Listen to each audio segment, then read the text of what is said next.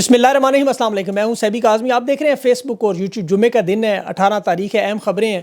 थोड़ा तज्जिया लंबा होगा, तारीखी होगा। आप लोग थोड़े थके हुए लग रहे हैं। मैं अभी शादी से आया हूँ, हर बंदा यही सवाल पूछ रहा था, तो सोचा आपके सामने तज्जिया रखूँ।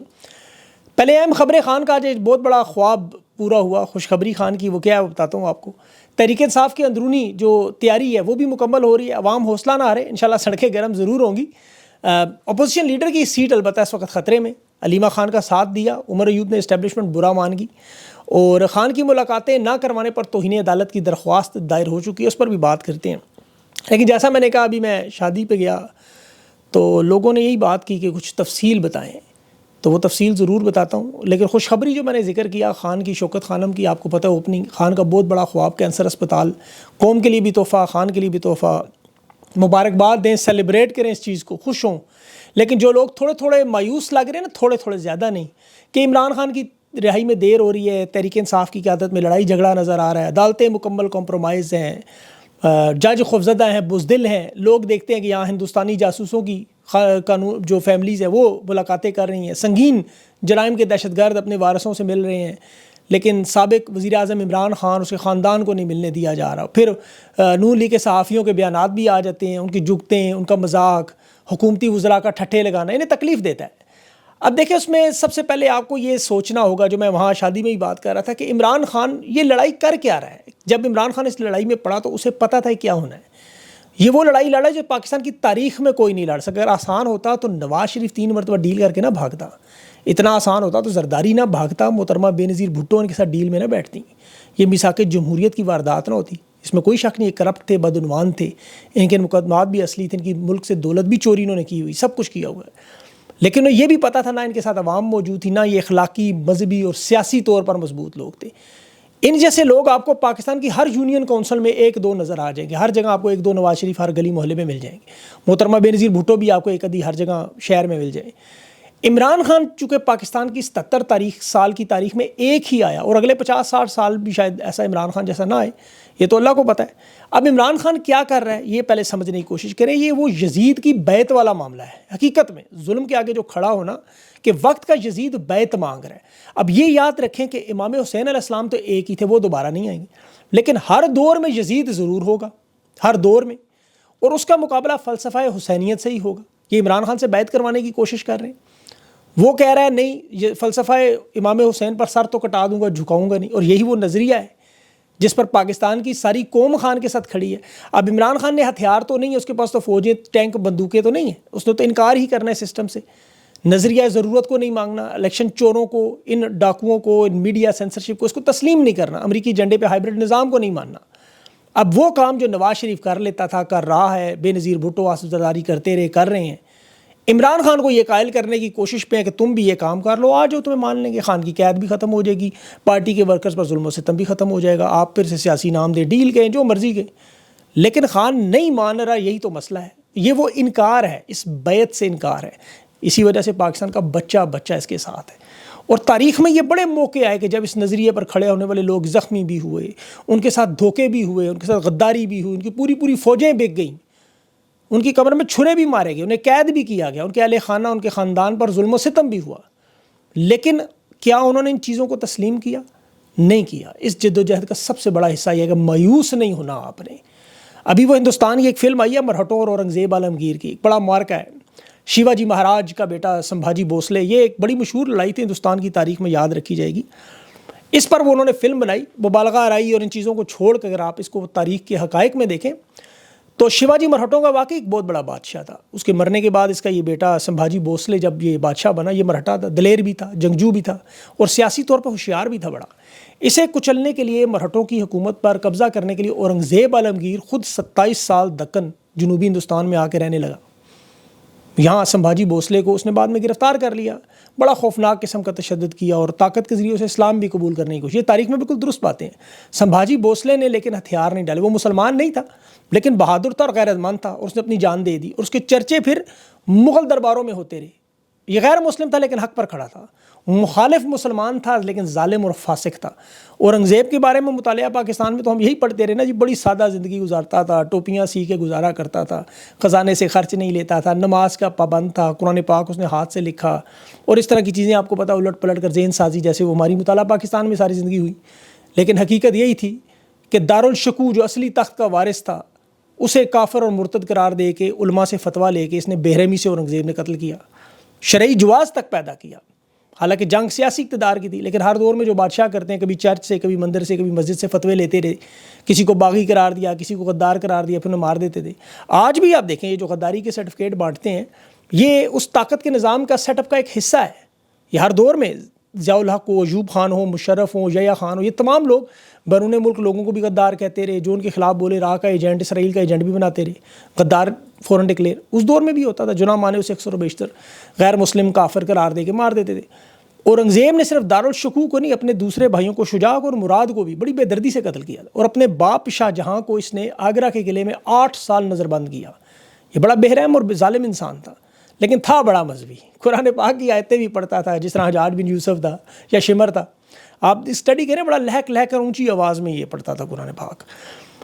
وہ میں اس وجہ سے کہہ رہا ہوں، کو پتہ ہے کیوں؟ دارالشکوہ کی جو گرفتاری تھی اس پہ بہت سارے مورخین نے مختلف لکھی ہوئی ہیں جو حقیقت ہے شاہ جہاں کو، لیکن وہ بڑا عزیز تھا دارالشکوہ، اور اس کی آنکھیں جو تھی دارالشکوہ کی بڑی پیاری اور بڑی خوبصورت تھی، بادشاہ کو پسند تھی۔ شاہ جہاں اسے اپنے روز محل میں اس کی حکم تھا کہ میرے پیروں کے سامنے کھڑا ہو، روز دیکھوں، لیکن اسے ولی عہد بنانا اصل میں مسئلہ تھا۔ اورنگزیب نے باپ سے بدلہ لیا۔ کچھ مورخین کہتے ہیں اس کی آنکھیں نکلوانے والا واقعہ درست نہیں ہے، لیکن تاریخی کتابوں میں واقعہ موجود ضرور ہے۔ اب اس کا ثبوت اگر آپ دیکھیں تو باپ کو اگر 8 سال اس نے قید رکھا، 3 بھائیوں کو بے دردی سے قتل کیا، تو آنکھیں نکلوانا اورنگزیب کے لیے کون سا مشکل تھا؟ اس فلم میں البتہ ایک شعر جو سوشل میڈیا پر بڑا مشہور، اور وہ پاکستان کے موجودہ حالات میں بالکل فٹ نظر ہے، بلکہ ایسے لگتا ہے کہ اس شاعر نے یہ شعر پاکستان میں لیا۔ اچھا، وہ شاعر جو تھا مرہٹا تاریخ میں وہ بھی بڑا مشہور تھا، کوی کیلاش درباری شاعر تھا، سنبھاجی بھوسلے کا یہ بڑا قریبی ساتھی تھا، مشیر بھی تھا، جنگوں میں بھی جاتا تھا، اور یہ شعر اس نے بالکل درست تاریخ میں موجود ہے۔ اورنگزیب نے جب اس کو بھوسلے کو آخری آفر دی، میں سے ڈیل کرو، میں تمہیں دوبارہ ولی عہد بنا دوں گا، سب کچھ واپس کر دوں گا، اقتدار دے دوں گا، تو سنبھاجی بھوسلے نے اس کوی کیلاش کو کہا کہ یہ میرے شایان و شان نہیں ہے کہ میں اس کی گھٹیا ڈیل کو جواب دوں، ذرا اس کو شعر میں جواب سناؤ۔ تو اس نے وہ شعر پڑھا تو آج پاکستان کے حالات میں بالکل فٹ نظر آتا ہے، اور اس شعر پڑھنے کے بعد اورنگزیب نے کوی کیلاش کو بھی بڑی بے دردی سے قتل کیا۔ لیکن وہ شعر آج دیکھیں سوشل میڈیا پہ ہر جگہ چل رہا ہے، آپ نے بھی سنا ہوگا، ہاتھی گھوڑے تلواریں فوج بھی سب تمہاری ہے، زنجیروں میں جکڑا میرا راجا اب بھی تم سے بھاری ہے۔ اس شعر کے جو اشعار ہیں یہ مرہٹا تاریخ میں آج بھی زندہ ہیں۔ مرہٹا قوم کے میرے ایک بڑے اچھے دوست ہیں یہاں پر موجود ہیں آسٹریلیا میں، انہوں نے مجھے وہ لکھ کے بھیجا، اس زبان میں شیئر کروں گا اپنے سوشل میڈیا پہ۔ ان کا ہاتھی گھوڑے دیکھیں، پاکستان کے آپ کے میڈیا، الیکشن کمیشن، عدالتیں اور سیاستدان ہیں، یہ وردی میں لپٹی ہوئی ریاست جو آپ کو نظر آ رہی ہے، اورنگزیب نے جس طرح سب کچھ قابو کیا ہوا تھا، آج اسٹیبلشمنٹ نے یہ ساری چیزیں طاقت کسی طرح اپنے ہاتھ میں رکھی ہوئی ہیں، لیکن یہ جو زنجیروں میں جکڑا ہوا راجا ہے جو سچ پر کھڑا ہے، یہ آج بھی ان پر سب پہ بھاری ہے۔ اور پاکستان کی سڑکیں خاموش ہیں، لوگ ڈرے ہوئے ہیں، سہمے ہوئے ہیں، احتجاج نہیں کہیں ہو رہا۔ یہ جو ان کے دلوں میں طوفان ہے، ہر جگہ آپ کو پتہ ہے جو نفرت ہے، یہ مغلیہ سلطنت 313 سال رہی ہے، آخر میں بہادر شاہ ظفر کا انجام دیکھیں، یہ تو 77 سال کی ٹوٹل امپائر ہے۔ یہ کمپنی کا جو اقتدار ہے، یہ اگر اورنگزیب کی طرح چلا بھی رہے ہیں تو ان کے بعد جو اگلے آئیں گے ان کا حال بہادر شاہ ظفر والا ہی ہونا، یہ یاد رکھیں، یہ لکھ کے رکھ لیں کہیں۔ عمران خان کی دور میں نے اب ہر دور میں ایسے راجہ ملیں گے، راج کا راجہ عمران خان قید میں ہے، بے گناہ ہے، اس کی آواز بند کرنے، اس کا ٹویٹر بند کرنے، اس کی میڈیا پر تصویر بند کرنے، لیکن آپ خود اپنے دل پر ہاتھ رکھ کے بتائیں ایمان سے، کیا اس کا نظریہ کسی نوجوان، کسی شہر میں بزرگ بچے بوڑھے کو روک کے پوچھیں تو وہ کیا کہے گا؟ خان کا نام فخر سے لے گا یا نہیں؟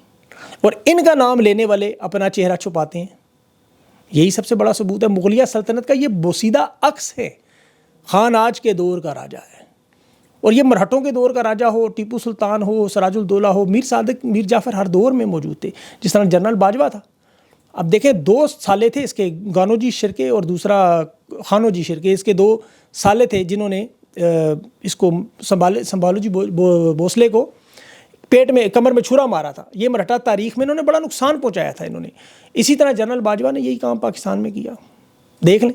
ابھی یہ اکثر و بیشتر عمران خان کے بیانات جنرل باجوہ کے بارے میں، جی سیم پیج کے بیانات، عمران خان تو جنرل باجوہ کی تعریف کرتے رہے، عمران خان نے تو ہزاروں دفعہ کہا اور ابھی بھی کہہ رہے ہیں کہ وہ کبھی بھی فوج کے مخالف نہیں ہے، اور وہ تو نہیں کہتے کہ اگر عمران خان تو چاہتا تو باجوہ کو عہدے سے اتار سکتا تھا اس وقت، جس طرح نواز شریف نے مشرف کو طیارہ اغوا کروانے اور بعد میں جنرل ضیاء بھٹ کو پلاسٹک کے فیتے لگا دیے تھے، عمران خان بھی کر سکتا تھا۔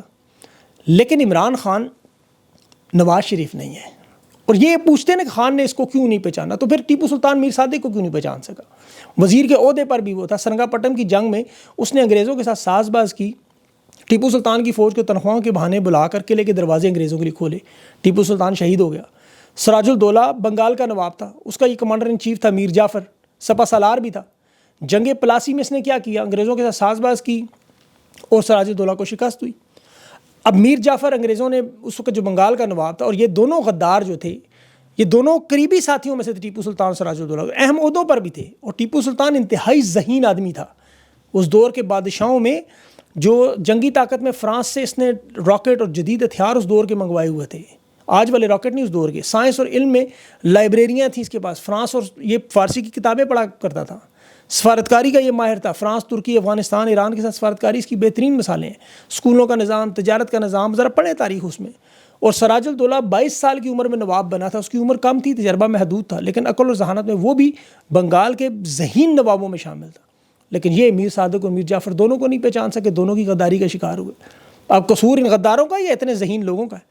تو اب عمران خان جنرل باجوہ کو اگر سمجھ جاتا تو بھی کوئی فرق نہیں پڑنا تھا۔ اور یہ عمران خان کے ساتھ نہیں ہوا، پہلے دیکھیں ضیاء الحق نے یہی واردات بھٹو کے ساتھ کی، بوٹ پالش کرتا تھا، سگریٹ اس کے سامنے نہیں پیتا تھا، 6 قدم اس کے پیچھے چلتا تھا، آج انکساری میں یس سر یس سر کرتا تھا۔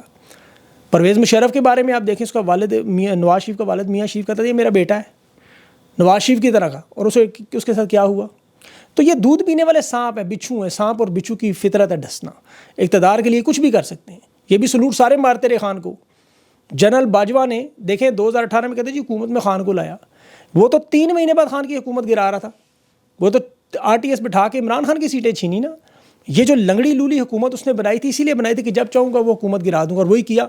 آپ خواجہ آصف کے، فضل الرحمان کے، اس کے مفتاح اسماعیل کے، خاقان عباسی، سب لوگوں کے بیانات آن ریکارڈ موجود ہیں کہ جنرل باجوہ نے عمران خان کی حکومت پہلے 3 مہینوں میں ہی گرانے کے لیے سازشیں شروع کر۔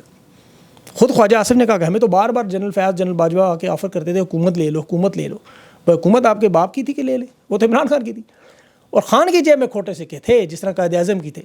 یہ تو دیکھیں رسول اللہ صلی اللہ علیہ وسلم کے دور میں بھی منافقین کی ایک بہت بڑی تعداد ہمیشہ موجود تھی، جس پر آیات بھی نازل ہوتی تھیں، تو کسی کے دل میں جھانک کے آپ نہیں دیکھ سکتے کہ کون سا منافق کیا کرنے جا رہا ہے۔ تو یہ خان کی بالکل غلطی نہیں ہے، خان بالکل ٹھیک کر رہا تھا اس وقت۔ اب آرمی چیف چونکہ کہتے ہیں تحقیق نہیں کرتے، فارورڈ کر دیتے ہیں، ریسیو، فارورڈ ایز ریسیو کی وہ لگا کے کرتے، تو تحقیق کرنی چاہیے۔ تحقیق کریں گے تو پھر فاطمہ جناح کی کردار کشی کے پیچھے بھی جنرل یو بھی نکلے گا، 71 کا پاکستان توڑنے میں جنرل یا نکلے گا، کارگل ہارنے والا مشرف نکلے گا، کرنل شیر خان کی شہید کی جو لاش چھوڑ کر آگے۔ تحقیق کریں گے تو کون نکلیں گے پیچھے؟ پھر یہ تحقیق بہرحال ہم کرتے رہیں گے، اب تو لوگوں کو انہوں نے تحقیق کا سکھا دیا، لوگ تحقیق کرتے ہیں، پڑھتے ہیں، سمجھتے ہیں، اور وہ آپ کے سامنے رکھتے جائیں گے۔ خان کی البتہ جیب میں کھوٹے سکے تو ضرور ہیں، اس میں تو کوئی شک نہیں۔ اور یہ بات ابھی دیکھیں نون لیگ کے صحافی جو اچھل کے کہہ رہے ہیں، بڑے فخر سے کہہ رہے ہیں کہ جو موجودہ نظام چل رہا ہے وہ تحریک انصاف کے لوگوں کی سپورٹ سے چل رہا ہے، مطلب ان کا دل ہے کہ اسمبلی سے نکل جائیں، اسمبلی سے، سینٹ سے چھوڑ دیں۔ محمود اشرف صحیح نے تو کہا باہر اپنی ایک اسمبلی لگائیں، عدم اعتماد اسپیکر پر لائیں، پھر پتہ چلے کون فارورڈ بلاک میں آتا ہے، کون نہیں کرنا چاہیے۔ ویسے ابھی عمر ایوب علیمہ خان کی مدد کرنے کے لیے جو آپ کو پتہ ساتھ رہے، تو NA 18 ہری پور میں الیکشن دھاندلی کی عمر ایوب کی ایک درخواست تھی، حکم امتناعی تھا، وہ اسلام آباد ہائی کورٹ نے ختم کیا ہے۔ عمر ایوب کو سبق سکھانے کے لیے، باقیوں کو ڈرانے کے لیے کہ ہلنا نہیں آپ لوگوں نے۔ قائم مقام چیف سرفراز ڈوگر، چیف جسٹس، آپ کو پتہ ہے ڈوگر کوٹ بنائی اسی لیے تھی، ڈوگر کوٹ تو ویسے ہی مشہور ہے، ڈوگرا راج اور ڈوگر کوٹ۔ عمر ایوب ہری پور کے اس الیکشن میں 1,92,000 ووٹ لے کے جیتا ہوا ہے۔ اب جو مخالف نون لیگ کے بابر زمان نواز صاحب تھے، ان کے ووٹ تھے 1,12,000۔ اب ان کے جو درمیان الیکشن کمیشن میں پھر دونوں نے دھاندلی کی درخواست دی کہ ہمارے ساتھ دھاندلی ہوئی، اور پھر وہ 60 دن کے اندر فیصلہ کرنا ہوتا ہے، وہ مدت ختم ہوئی، تو عمر ایوب نے اسلام آباد ہائی کورٹ میں درخواست دے دی تھی کہ 60 دن ہو گئے ہیں، کارروائی کرنا غیر قانونی ہوگا۔ اب وہ درخواست غیر ناقابل سماعت کر کے انہوں نے خارج کر کے اب یہ کیس الیکشن کمیشن کو بھیجا۔ الیکشن کمیشن ظاہر فیصلہ کیا کرے گا؟ یہ اصل میں پیغام صاحبزادہ حامد کو دیا جا رہا ہے، احمد نواز بچر کو دیا جا رہا ہے، زرتاج گل کو دیا جا رہا ہے کہ آپ نے علیمہ خان کے ساتھ اب نہیں آنا ہے ڈیلا کی طرف۔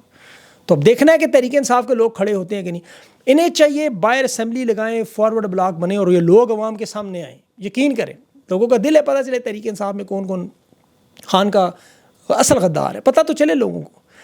حکومت تو دیکھیں اس وقت جو مرضی کر لے، یہ کبھی بھی اب پاکستان کو ٹھیک نہیں کر سکتے. یہ تو 2022 میں نہیں لے کے جا سکتے. یہ تو پیٹرول 149 اور 145 کا ڈیزل نہیں کر سکتے. چینی 80 روپے تک نہیں لا سکتے. ڈالر 178 کا نہیں کر سکتے. 10 لاکھ کا صحت کارڈ نہیں دے سکتے. پاکستان کی صنعتیں نہیں چلا سکتے. کرنٹ اکاؤنٹ کے خسارے پر یہ بڑا اچھل رہے ہیں جی، ہم نے وہ خسارہ جو ختم کر دیا. 1,68,000 پاکستانی 3 مہینے میں زبردستی ملک سے نکالا گیا ہے. آپ یقین کریں، اب انہوں نے اگر 200 ریال دینار ڈالر بھی اگر بھیجنے ہیں تو خسارہ تو کم ہوگا. لیکن یہ مرتے ہوئے مریض کو، کینسر کے مریض کو پیناڈول کی گولیاں دی جا رہی ہیں. وہ مریض کبھی پیروں پر کھڑا ہو کے چل کے دوڑنا تو چھوڑ دیں، نہیں چل سکتا. ان کا البتہ اس دوران اقتدار ختم ہو جائے گا اور پھر انشاءاللہ پاکستان بنے گا دوبارہ، اور نیا پاکستان جس کی خان بات کرتا ہے ریاست مدینہ والا، انشاءاللہ وہ بنے گا. آپ لوگ اپنا حوصلہ نہ چھوڑیں. دیکھیں میں نے آپ کو یہ ساری جو تفصیل بتائی ہے، اس کا مقصد صرف یہ کہ آپ لوگوں کا یہ حوصلہ توڑنا چاہتے ہیں. یہ چاہتے ہیں آپ سسٹم سے ڈس انگیج ہو کے چھوڑ دیں، یار اب یہ کچھ نہیں ہو سکتا. آپ پیچھے ہٹتے جائیں، سوشل میڈیا کے یہ 15 20 25 30 جب 100 150 بندے سائڈ پہ کریں تو باقی پھر سونیاں ہو گئی گلیاں مرزا راج کے. لیکن ایسا انشاءاللہ ہوگا نہیں، کم از کم میری حد تک تو نہیں ہوگا. میں تو چاہے اکیلا بھی لگا رہوں، میں تو بولوں گا اور جو سچ ہوگا وہ آپ کو بتاتا رہوں گا. تو آپ لوگوں نے بھی اس طرح اپنے اپنے نظریے پر کھڑے ہونا ہے، کیونکہ یہ معاملہ میں نے جیسے شروع میں کہا نا، یہ بیعت کا معاملہ ہے. یہ بیعت کا مطلب ہے انکار کرنا. ہم سب لوگوں نے اس ظلم اور فسطائیت کو ماننے سے انکار کیا ہوا، اس پر ڈٹے نہیں. باقی اللہ کو جو منظور ہوگا، یہ اقتدار یہ چیز، یہ تو وقتی چیزیں نہیں. اپنا خیال رکھیں. مجھے اگلے انٹرویو تک کے لیے اجازت دیں. اللہ حافظ.